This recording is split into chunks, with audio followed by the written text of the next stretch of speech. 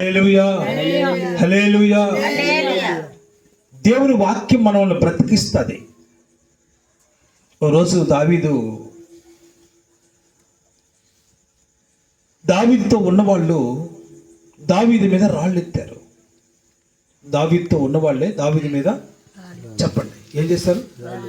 రాళ్ళు ఎత్తారు. దావీదుతో ఉన్నవాళ్ళు దావీదు మీద రాళ్ళు ఎత్తారు. మీ ఇంట్లో వాళ్ళు నీ మీద రాళ్ళు ఎత్తే, నీ కన్నబిడ్డ నిన్ను నువ్వు సాకిన వాళ్ళు, నువ్వు పెంచిన వాళ్ళు, నీ దగ్గర తిన్నోళ్ళు, మాగా చెప్పండి నీ మా చేతి నీళ్ళు దాగిన వాళ్ళు అందరూ నీ మీద రాళ్ళు ఎత్తి ఎట్టుంటుంది పరిస్థితి? కృంగిపోవం.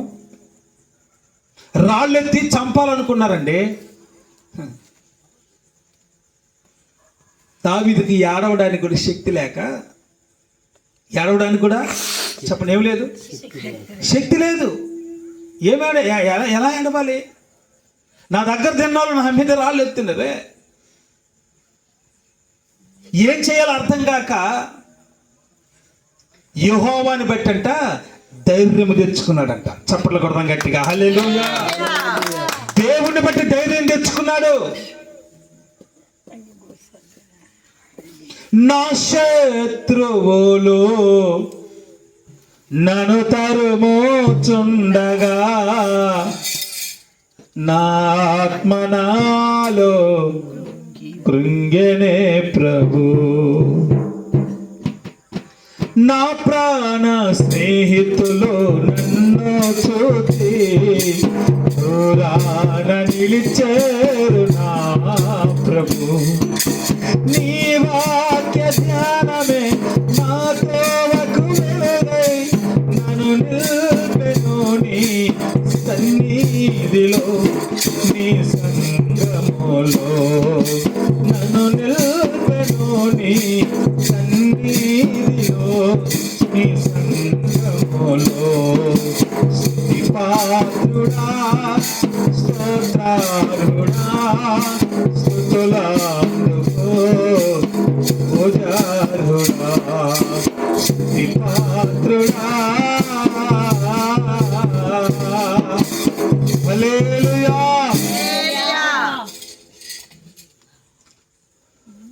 శత్రువులు ఒక పక్క, ప్రాణ స్నేహితులు మరొక పక్క.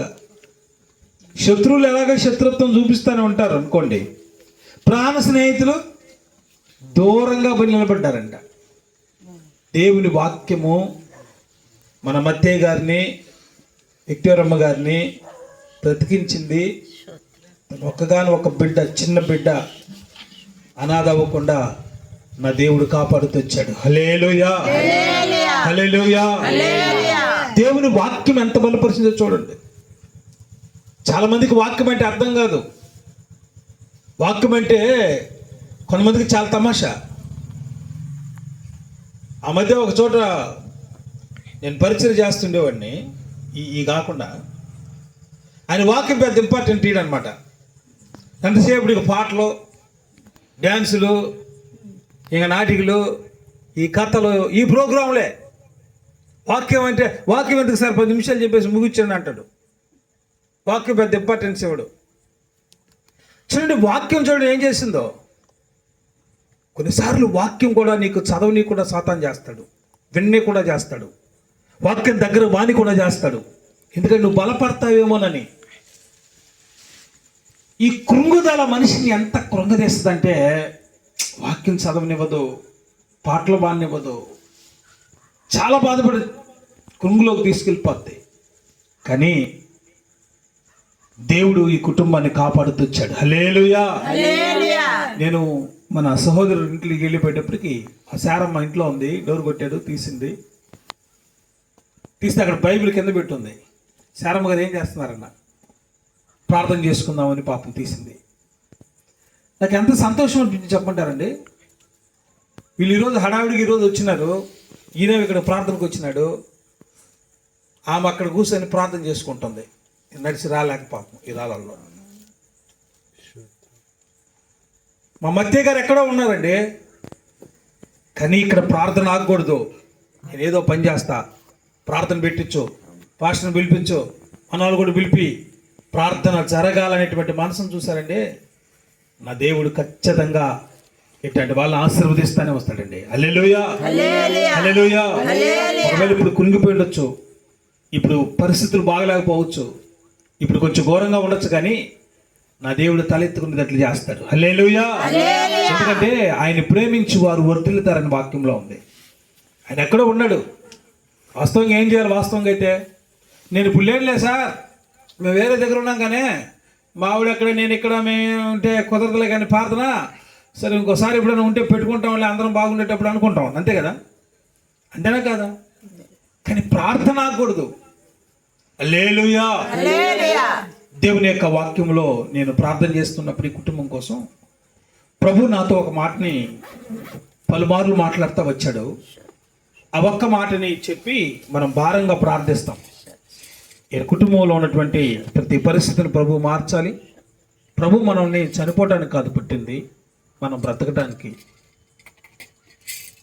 వాస్తవంగా ప్రభు కోసం చచ్చిపోవడం కంటే ప్రభు కోసం బ్రతకడం చాలా కష్టం.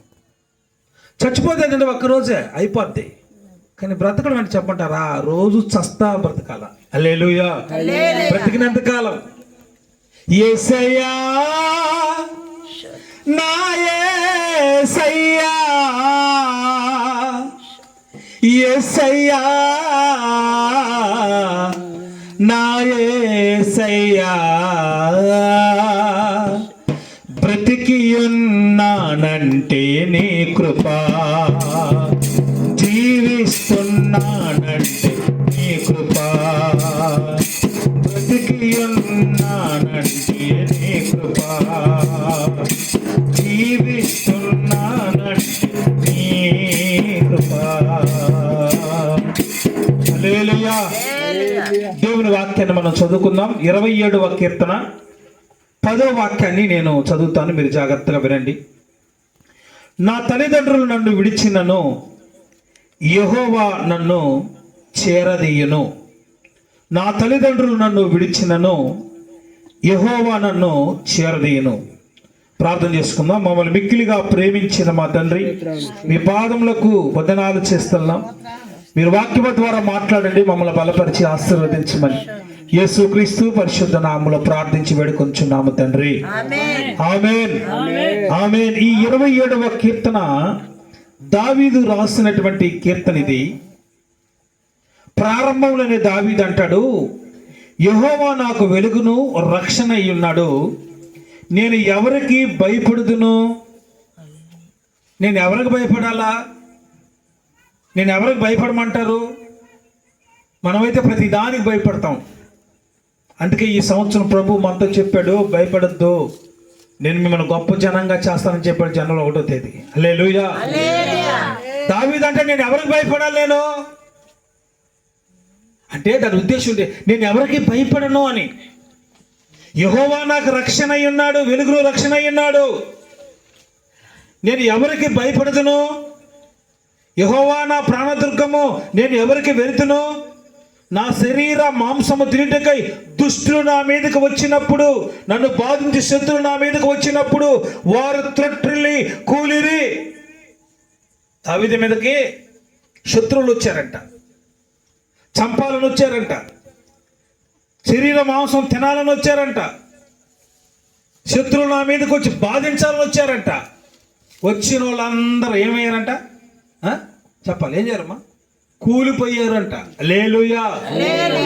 దేవుని వాక్యం అంటది, నా తల్లిదండ్రులు నన్ను విడిచినను యెహోవా మాత్రం చేరదీస్తాడు. అంటే తల్లిదండ్రులే విడిచిపెట్టినా దేవుడు మాత్రం విడిచిపెట్టేవాడు కాదు. ప్రజలు ఎలా ఉంటారు చెప్పమంటారా? మీరు మంచిగా ఉన్నారనుకోండి, అందరూ మంచోళ్ళే. మీలో ఒక్క లోపం కనిపించింది అనుకోండి, విశ్వాసులతో కూడా సహా చెప్తున్నా, నేను విశ్వాసులతో కూడా సహా చెప్తున్నా, నీలో ఒక్క లోపం కనిపించింది అనుకోండి, నేను తేడాగా చూస్తారు. నాలో లోపం కనిపించింది నన్ను తేడాగా చూస్తారు. కానీ దేవుడు అట్టు కాదమ్మా. హల్లెలూయా. నాలో లోపాలు ఉన్నా కూడా నా దేవుడు అట్టే చూస్తాడు నన్ను. ఎందుకని? నేను ఆయన బిడ్డని. హల్లెలూయా. నీలో లోపాలు ఉన్నా కూడా దేవుడు నేను అట్టే చూస్తాడు. ఎందుకని? నువ్వు ఆయన బిడ్డవి. అంటే లోపాలు చేసుకుంటూ పొమ్మని కాదు దాని ఉద్దేశం. మనుషులు చూపు ఎలా ఉంటుంది అంటే, నీలో అన్నీ బాగున్నాయంటే పర్ఫెక్ట్, ఇది చాలా మంచిది అంటారు. నీలో కాస్త బలహీనత ఉన్నాయనుకోండి, ఈ పనికిరానోళ్ళు చేతకానోళ్ళు అంటారు. కానీ వాక్యం ఏమంటారు తెలుసా? నా తల్లిదండ్రులు నన్ను విడిచినను, నా కన్న తల్లిదండ్రులే నన్ను విడిచినను యెహోవా నన్ను చేరదీస్తాడని వాక్యంలో ఉంది. పోయిన ఆదివారం మన పాస్టర్ వాక్యం చెప్తా వచ్చింది. ఒక ఆవిడకి 2 కొడుకులు ఉన్నారంట. ఒక కొడుకు దూర ప్రాంతంలోకి వెళ్ళి ఏమైందో తెలియదు, మొత్తానికి కుష్ఠరోగం వచ్చేసింది. అమ్మా నేనమ్మా నీ చిన్న అంటది అమ్మ.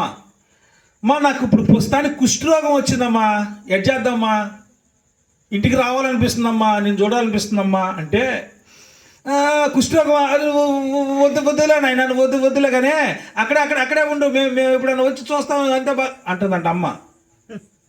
హలో, మీకు అర్థమవుతుందా? ఒక తల్లి తన బిడ్డని వద్దండి, కానీ దేవుడు మాత్రం వద్దండు. హల్లెలూయా. కుష్ఠరోగం అయినా సరే, నీ రోగాన్ని బట్టి, నీకున్న బలహీనతను బట్టి, కుష్ఠరోగే కాదండి, ఎయిడ్స్ రోగం వచ్చినా సరే ఆ దేవుడు వద్దండు. ఏంటి సార్ నిజమేనా? అంతే. ఆయన ప్రేమకి ఎవరు చాటురారు. అంత కుష్ఠరోగం ఉన్న వ్యక్తిని దేవుడు ప్రేమించి ఆయన ప్రభువుని నమ్ముకొని ఆ రోగం పోయిందంట.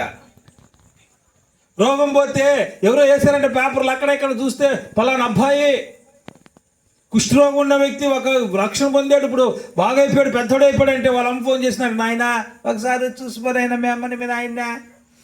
అమ్మా నాకు ఆ రోజు కుష్ఠరోగం ఉంటే అడ్రస్ రావద్దు, మెడ్రాస్కి వెళ్ళిపోమని చెప్తే ఇప్పుడు అన్నీ బాగుంటే ఇప్పుడు రమ్మంటున్నావు. దేవుని వాక్యమేనండి ప్రీతమని పెట్టారు. నా తల్లిదండ్రులను విడిచి నన్ను యెహోవా నన్ను చెప్పాలి నాతో చేరదీస్తాడు, చేర్చుకుంటాడు, హక్కును చేర్చుకుంటాడు, తన కౌగిట్లో దాచుకుంటాడు, విడిచిపెట్టాడు. వాస్తవంగా దావీదుని పట్టించుకునే వాళ్ళు కాదు ఇంట్లో వాళ్ళు కూడా. వాడేముంది చిన్నడు, గొర్రెలు మేపుతున్నాడు, వాడు పెద్ద విషయం కాదులేండి సార్, వాడి గురించి ఎందుకో పట్టించుకోవట్లేదండి. వాడిని దావీదుని పట్టించుకున్న వాళ్ళు కాదు. అందుకే దావీదు అంటాడు, యెహోవా నన్ను చేరదీస్తాడు, నా తల్లిదండ్రులను విడిచిపెట్టినా సరే. ఈరోజు మీరు బాగా గుర్తుపెట్టుకోండి, మిమ్మల్ని ఎవరు విడిచిపెట్టినా దేవుడు మాత్రం విడిచిపెట్టడు. ఎవరు భయపడద్దు. మనం ఉండేది బ్రతకడానికే కానీ చచ్చిపోవడానికి కాదు. ప్రభు పెట్టిన వాయిస్ వరకు మనం జీవించాల్సిందే.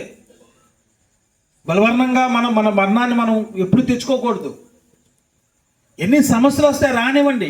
ఒక విషయం తెలుసండి, సమస్యలు ఎవరికి పెడతాడు తెలుసా? దేవుడు భరించే వాళ్ళకే పెడతాడు. భరించిన వాళ్ళకి అసలు పెట్టడు. ఎందుకంటే ఈ దెబ్బకి వెళ్ళిపోతాడు. రెండు సమస్యలు వచ్చిన ప్రభువులోంచి ఉన్నాడు, అడ్రస్ లేకుండా వెళ్ళిపోతాడని వీడికి ఎందుకు సమస్యలు పెట్టడు దేవుడు. దేవుడు ఎవరికి పెడతాడనుకుంటున్నారు? దేవుడు ఎవరికి శిక్షిస్తాడంట? తను ప్రేమించు వారిని ఆయన శిక్షిస్తే గద్దిస్తాడు ఆయన. శిష్యులు వెళ్తున్నారండి యేసు ప్రభుతో. మీకు తెలుసా 500 మంది వెంబడించేవాళ్ళు. ఏడపోతే 500 మంది ఉండేవాళ్ళు. వాళ్ళల్లో దాదాపుగా అందరూ వెళ్ళిపోయి 70 మంది వచ్చారు. ఓ రోజు యేసు ప్రభు వాక్యం చెబుతూ నా రక్తము తాగి నా శరీరము తిని నా రక్తం తాగువాడే నా రాజ్యానికి వారసుడు అన్నాడు దేవుడు. దెబ్బతోటే 58 మంది అవుట్ వెళ్ళిపోయారు. ఇక 12 మంది మిగిలేరు. ఈ 12 మంది యేసు ప్రభువును వెంబడిస్తూ ఉంటే, ఈ యేసు ప్రభువును వెంబడిస్తున్నట్టు ఈ శిష్యులకి ఓ రోజు గాలివాన వచ్చింది. సముద్రంలో భయంకరమైన తుఫాను, చచ్చిపోయే పరిస్థితిలోకి వచ్చింది. యేసు ప్రభువును వెంబడిస్తున్నటువంటి ఈ శిష్యులకి గాలివాన వదిలేసి వెళ్ళిపోయినాడు. వాళ్ళు బాగానే ఉన్నారు. మీకు అర్థమవుతుందా? భక్తిలోకి దిగజారిపోయినాడు, బాగానే ఉంటాడు. భక్తిగా ఉండాలా, దేవుణ్ణి ఆదరించాలా, దేవుడే మాకు శరణం, ఆయనే మాకు కారణం, మేమున్నా బ్రతికినా చచ్చిన ఆయన కోసం అనుకున్న వాళ్ళకే శ్రమలు శోధనలు వస్తుంటాయి. అయినా ఆయన యేసు ప్రభు ఆ దోన్లో ఉన్న ఎందుకు వస్తాయి ప్రియదేవన్ పెట్టలంటే నిన్ను స్థిరపరచడానికైనా, హల్లెలూయా, నిన్ను బలపరచడానికే. శ్రమలు శోధనలు ఎప్పుడు కూడా మనల్ని కృంగదీసి నాశనం చేయడానికి కాదు. పాట ఉంది కదండి, రమేష్ అన్న పాట. శిక్షకు కావే శోధనలన్నీ ఉన్నత కృపతో నిన్ను నిలుపుటకు. హల్లెలూయా. శిక్షకు కాదంట శోధనలు, ఉన్నతమైన కృపతో నిన్ను నిలపడానికేనంట. హల్లెలూయా. కాబట్టి ప్రియమైన దేవుని బిడ్డలరా, నా ప్రభువు మనతో చెప్తున్న మాట ఏంటంటే, మనందరితో కూడా, ఇదిగో తల్లిదండ్రులు నిన్ను విడిచినను యెహోవా నన్ను జారదీస్తాడు. శత్రువులు ఏం చేస్తారు? నన్ను ఎంతమంది శత్రువులు వచ్చినా ఏం చేస్తారు?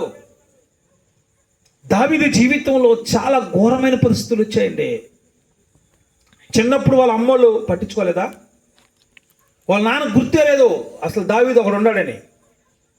పాస్టర్ గారు వచ్చి అడుగుతున్నాడు, మీ కొడుకులు ఈలేనా అంటే, ఈలేనాయా అని చెప్తున్నాడు. ఇంకెవరైనా ఉన్నారా చూడండి అంటే, ఒకడు ఉన్నాడే, వాడు ఊర్లు మేము వాడు వద్దులే అంటున్నాడు. వాళ్ళ నాన్న పట్టించుకోలే.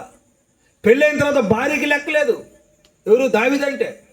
ఆ మేకాలు మామూలుగా లెక్క చేయలా, పిల్లనిచ్చిన మావ లెక్క చేయలా, చంపదామని చూస్తుండే ఎప్పుడెప్పుడు అని. ఒకగానొక స్నేహితుడి వాడు పోయాడు. దావీదు జీవితం, దావీదుతో ఉన్నవాళ్లే దావీదు మీద రాళ్ళు ఎత్తారు. దావీదు కొడుకే దావీదుని చంపడానికి చూస్తున్నాడు. చూడండి, మనిషికి ఇన్ని కష్టాలు వస్తాయి. దావీదు కొడుకే చంపాలని చూస్తుంటే దావీదు దగ్గర తిన్నోళ్ళే రాళ్ళు ఎత్తితే అడవిలోకి వెళ్ళిపోయాడండి దావీదు. చెప్పులు లేకుండా కుక్కలాగా తిరుగుతున్నాడు అడవిలో, అరణ్యంలో. చెప్పుకునే వాళ్ళు ఎవరు లేరు. అభిషేకించబడిన వ్యక్తి. మళ్ళా ఇది గుర్తుపెట్టుకోండి మీరు, ఏ సాధారణమైన వ్యక్తి ఏం కాదు దావీదు. అభిషేకించబడిన వాడు, యేసు రక్తము చేత కడగబడినటువంటి ఓ విశ్వాసి. నీ జీవితంలో శ్రమలు, శోధనలు, ఇబ్బందులు, అరణ్య ప్రాంతము మధ్య నడుస్తున్నావా? దావీదుకి భయంకరమైన శోధనలు, అడవిలో కుక్కలాగా తిరుగుతున్నాడు చెప్పులు లేకుండా. వాడు ఉన్నాడండి, ఒకడు ఓ సామ్రాజ్యంలోనే ఉన్నాడు. దావీదు లెక్క లేకుండా చెప్తున్నాడండి. ఏమన్నాడు తెలుసు దావీదుని? చీ పో కుక్క అన్నాడు. ఏమన్నాడు? చీ పో కుక్క. దావీదు అంటాడు, అన్నే అన్నే అన్నే. దేవుడే వాడికి అవకాశం ఇవ్వకపోతే వాడు నన్ను అనలేడు కదా, అన్నే. ఎంత మంచి మనసు అండి దావీదే. హల్లెలూయా. ఇన్ని బాధల మధ్య, ఒక రకంగా శారీరకమైన బాధలు, ఒక పక్క మానసికమైన బాధలు, ఇంకో పక్క ఒత్తిళ్ళు, ఒక కుటుంబం, ఒక రకరకాల ఇబ్బందుల మధ్య దావీదు అంటాడు, నా తల్లిదండ్రులు నన్ను విడిచిన నా దేవుడు నన్ను చారదీస్తాడు. హల్లెలూయా. హల్లెలూయా. ప్రియమైన దేవుని బిడ్డలారా, ఇలాంటి అరణ్య పరిస్థితుల మధ్య, కష్టాల మధ్య, ఇబ్బందుల మధ్య, ఇరుకుల మధ్య నడుచుచున్న దావీదుని విడిపించిన దేవుడే ఈరోజు మనతో కూడా ఉన్నాడన్న సంగతి మీరు మర్చిపోకూడదు. హల్లెలూయా. ఆ రోజు తనతో ఉన్న స్నేహితులు దావీదు మీద రాళ్ళు ఎత్తినప్పుడు ఏం చేయాలో అర్థం కావట్లేదు దావీదుకి. వీళ్ళేతర నా వెనక తిరిగి నా మీద రాళ్ళు ఎత్తుతున్నారు, నా కాడ తిరిగి నా మీద రాళ్ళు చంపేస్తానంటున్నారు ఏంటి? దావీదు వాక్యంలో ఉంటుంది, యెహోవాను బట్టంట దావీదు ధైర్యం తెచ్చుకొని ఏడవడానికి శక్తి చాలనంతగా ఏడ్చి ప్రార్థన చేశాడంట. ప్రభువా, నా శత్రువులు, నా యొక్క సామ్రాజ్యంలో నా భార్య పిల్లలందరినీ తీసుకొని వెళ్ళిపోయాడు. వాళ్ళు నేను మళ్ళా కలుసుకోగలనా?